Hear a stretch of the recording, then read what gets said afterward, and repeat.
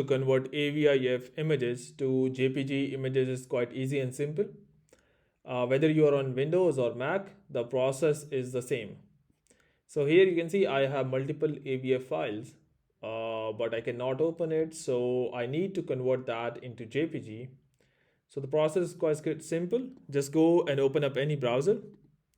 In my case, I will open up the Chrome browser. And here is the most simple tool that I have found.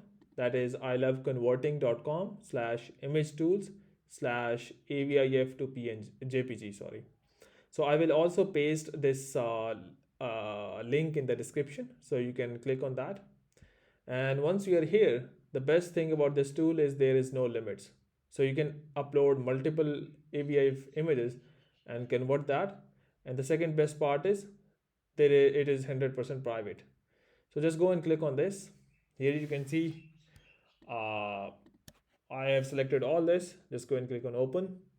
It is converting, and here you can see all the images are now converted. So if I click on download converted JPG, it will be downloaded. So, and again, if I go and click on here, it will again be downloaded. So I can open it and show it to you. Here you can see. And even if you want to download all at the same time, click on download all. You can see this converted zip is downloaded.